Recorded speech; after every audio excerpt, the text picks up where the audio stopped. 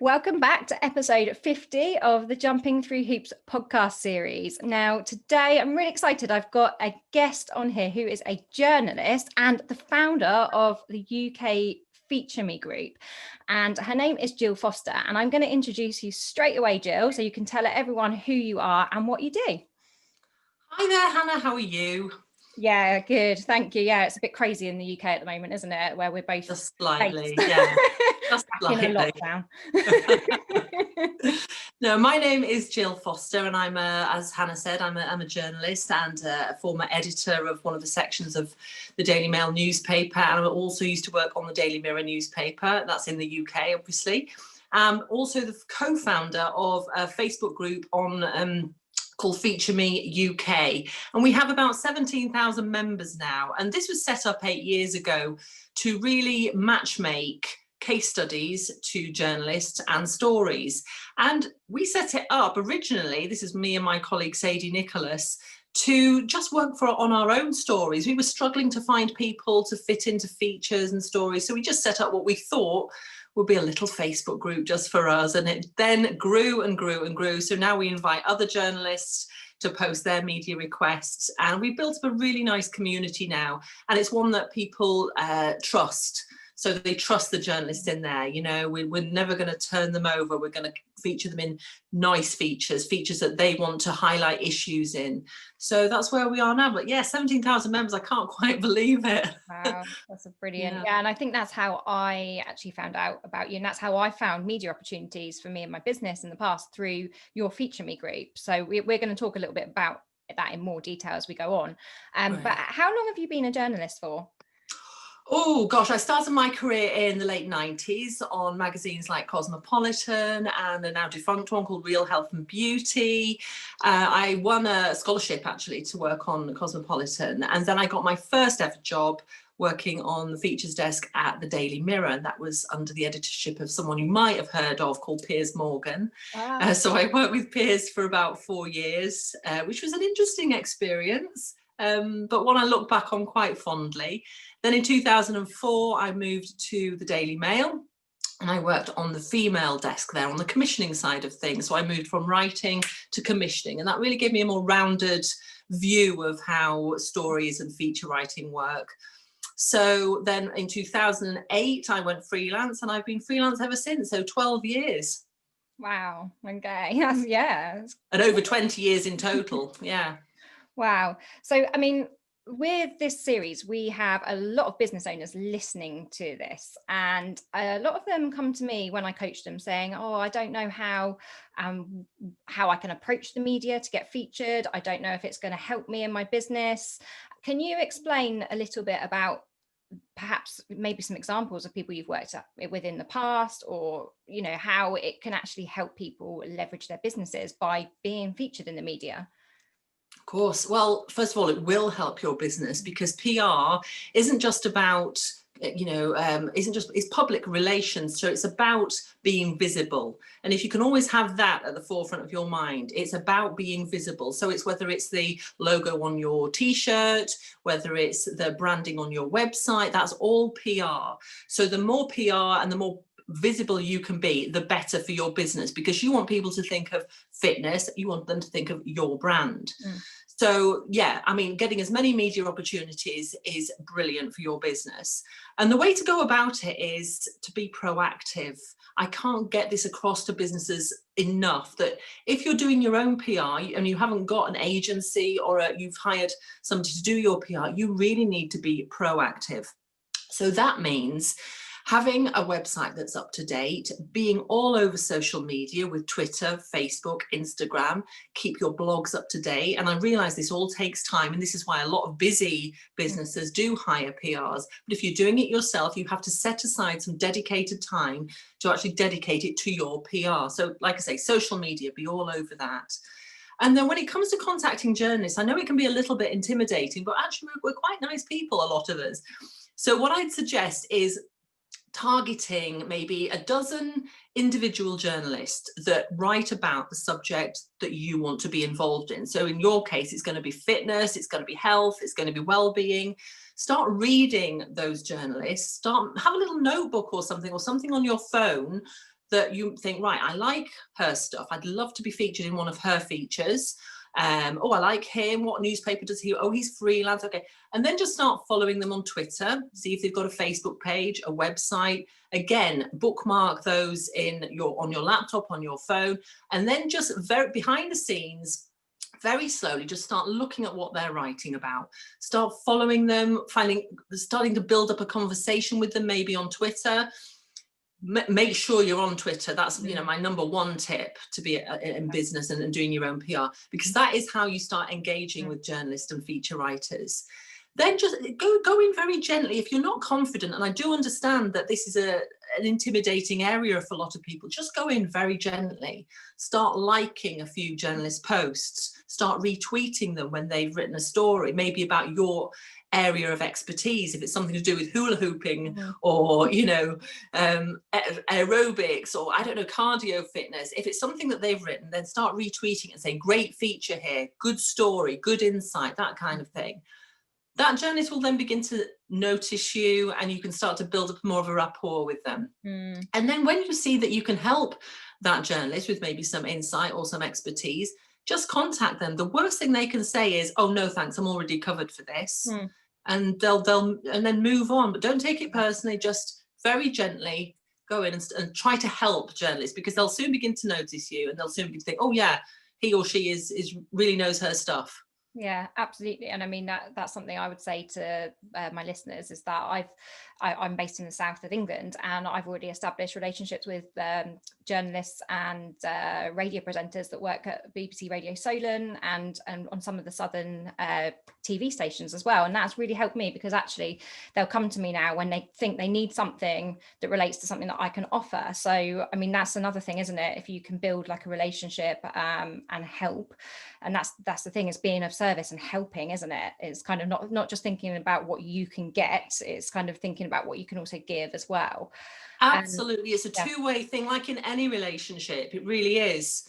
Think about how you can help the journalist, because believe me, if you make a journalist's life easy when they're on deadline, they will love you forever.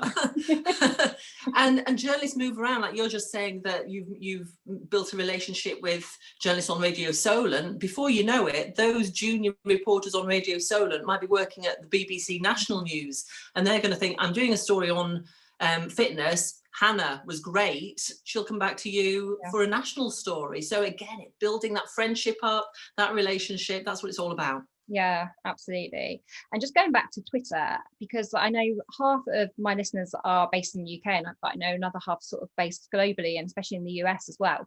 And obviously your group is really based on UK market, isn't it, really? But obviously talking about Twitter and the importance of being on Twitter, because when I work one-on-one in my coaching with people, a lot of them actually say, no, I'm not on Twitter. It doesn't really do anything for me. None of my clients are on Twitter. But obviously you've just said about journalists, and that's where they sort of hang out on Twitter. So can you just speak a little bit more about why it's so important to be on Twitter, and also perhaps to those that are not based in the UK, where they can find the opportunities for media? Sure. Yeah, Twitter, I can totally understand why people don't like Twitter. It can be an absolute cesspit of, it just can be really horrible. But it's where breaking news happens now. It's where every single journalist worth their salt they are there, and they are talking, they are engaging, they are selling their stories, they are asking for stories. So even if none of your clients are on Twitter and you're not advertising your business, which, to be honest, Twitter isn't there to advertise. People get really fed up of people going, hey, look at me, this is my business. They're like, yeah, unfollow. So that's not what it's there for. Again, it's about PR. It's about building up your reputation and just your expertise. If you can send maybe one tweet out a day, even saying something that's insightful about your job or your industry, then people will begin to follow you. And the hashtags that you should be looking out for, as in any business, when you want to get into the media, are hashtag journo request, hashtag PR request. And don't forget that some people misspell those or use the plural and use journo requests and PR requests. So check those out as well. And I would say, if you are on Twitter, you do get into a habit of going onto it maybe every hour, or like me, every half hour, especially at the moment with the election. And yeah, look up the latest tweets on journo request. Good times to do this are sort of midday-ish, 1 o'clock, when people working on publication, certainly not from so much broadcast, are looking to finish those deadlines, and they're looking for experts. So look out journo request, PR request. And you can literally go through 50 requests there in the space of about a minute and see if anything relates to you. And if you're the first in there, react. That's another thing I need to say to businesses. It's all right being proactive, which is great, but be reactive as well. If you see me asking for a fitness instructor and I need quotes now, don't go, oh, I'll save that and I'll speak to her tonight. If you've got half an hour to spare, or even 10 minutes, react there and then, because that will set you above the millions of other people who will also see that tweet and possibly get in there first. So be proactive, but be reactive as well. I can't stress the importance of that enough. Yeah, absolutely. And another thing, like if you can just give a little bit of advice to those that perhaps pitch and then don't hear anything back, because that's another thing I hear of a lot. It's like, oh, I sent an email and I tweeted and I didn't hear anything, and then they kind of give up and then don't try again. So what would you say to those people? Yeah, it's hard. It's really hard. Please don't take it personally. I must get 150, 200 emails a day from people pitching me stories. If I reply to every single person, I'd never get my job done. And I really do. I'm not bigging myself up here, but I really do try and respond to as many people as I can, because I know what it's like. You send a lovely crafted pitch and you get nothing. It goes into a void and you think, oh, what was the point of that? So what I would suggest is don't spend too long crafting this perfect pitch. We don't want hundreds and hundreds of words. We're on deadline. We just want to know the basic top line, the headline. And like what Hannah's saying, if you've developed a relationship with a journalist, and I know that takes time, you don't need to pitch big ideas. You just go, oh, hi, it's me. Did you see this in the news today? If you need a quote, here's my number, blah, blah, blah. And once you've built up that rapport, that's all you need to do. But I do understand that in the beginning, it can take a few months to get to know those journalists. So give it time. Don't be put off. I did a course recently, a PR course, where people were saying, oh, I responded to a journalist and then I never heard back. So I've not really got in touch with her again. I was like, no, that journalist isn't going to care whether you contact her one time, or 10 times or 100 times, obviously not in the same day. But again, build up that relationship, start liking her stuff. And don't be afraid of sending emails, particularly to things like local radio stations. They are desperate for content. And websites are desperate for content. Local papers, desperate for content. So I would start off maybe locally and just send them the odd idea here and there. If something, say for instance, your clients are suddenly talking about something that you think, oh, hang on, you're the 5th person to ask me that question, or you're the 5th person to say that. So that's some kind of trend that's building up. I wonder if the local radio station or the local paper would be interested in a top 10 tips on blah. And you've really got to start getting into the mind of a journalist. What is a story? Start reading the publications that you want to be involved in, and start reading around those publications as well. Start looking at their websites, because they eat up content. There's definite scope for you to get involved there and start either writing for them or being ghosted, as in interviewed for them. Don't be afraid of being proactive in this case. Yeah, some good tips there. So are there any big no-nos when people are trying to pitch a story or approach you? What would you say is? I would say don't be too demanding. Again, we like I say, I sometimes get 200 emails a day. So don't follow up and say, why haven't you responded? Because that will get my back up. Be polite. Some people are incredibly rude sometimes, and you think, hang on a minute, you wouldn't go into a shop and just go, why aren't you featuring me? Just be, as you would go into a shop or a party, I heard social media recently described very well by someone as being a guest at a party where you don't know anyone. You wouldn't go in there and start going, hey, look at me, look at my business, I'm great. And you wouldn't go in there and start, demanding, why aren't you listening to me? You'd go in gently and you'd be polite and you go, oh, hi, I like your jumper, or I like your top, and like what do you do for a living? It's building up that conversation. So go in gently, and again, don't spend too long crafting your pitch rather, because we haven't got time to read even 500 words. Keep it brief, keep that top line, think of the headline. So if you're pitching to, say, a magazine, look at what kind of headlines they use, and then perhaps use that in your subject line.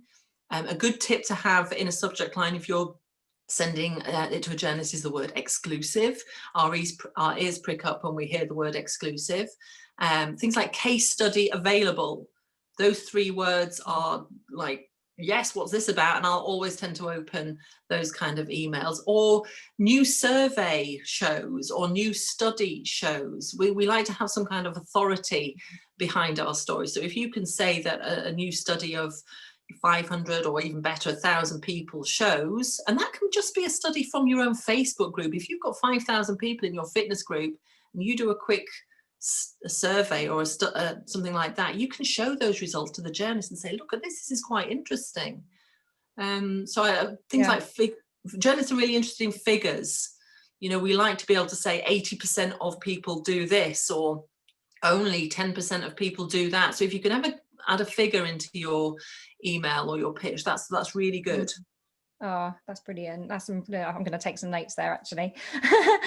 So I've actually done one of your courses in the past. I know you said you haven't got any upcoming dates at the moment, but you probably will do in the future, haven't you? So can you just tell people, so in case they're interested and they want to follow you, ready for when you do obviously put any? Yeah, absolutely. Well, obviously I'd love you to follow me on Feature Me, which is the group, and you can follow the page as well, but we tend to do most of our media requests on the group. So that's Feature Me UK, and like I say, it's the group. It's got 16.8 thousand. So if you look for that, some people join the page rather than the group, but it's fine.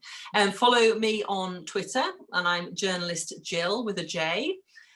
You can follow Feature Me on Twitter as well, so please follow that. What else? Yeah, you can just, again, get to know us on the Feature Me group. There are loads of journalists there who pitch media requests on there. So if you can't help directly, if you don't want to be a case study, that is absolutely fine. But if you can share it in your group, or if you can go, oh, hang on, I know someone who might do this, there's absolutely no pressure on you then. We're not going to hold you to that. But you can say, I'll share it with my little group or my friends. That's really helpful for us, because it's about casting the net really wide when we're looking for case studies. The more people we can reach, the better. Yeah, and actually I've seen things, and maybe it's not going to be something that relates to me, but in my mind I can suddenly think, oh, I know exactly who would be good for that feature.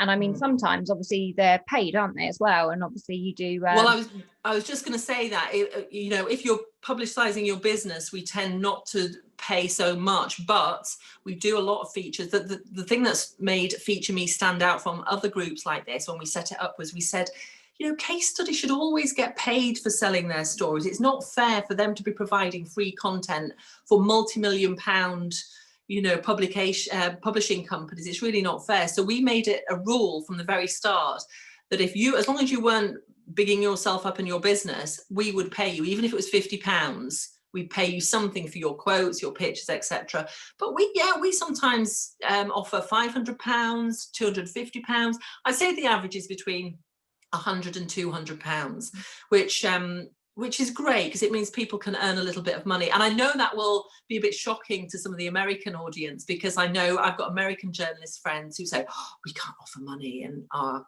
publications, which I understand. But in Britain you can do that. So I always think it's fair that it's a kind of quid pro quo. We're paying you, you're giving us some content. Yeah. Oh, brilliant. What I'll do is I will make sure that I share the link to the Feature Me group in the show notes. So obviously anyone listening that wants to join the group, then their link will be in the show notes. But is there anything else you want to add, or anything else you want to tell people before we wrap this up?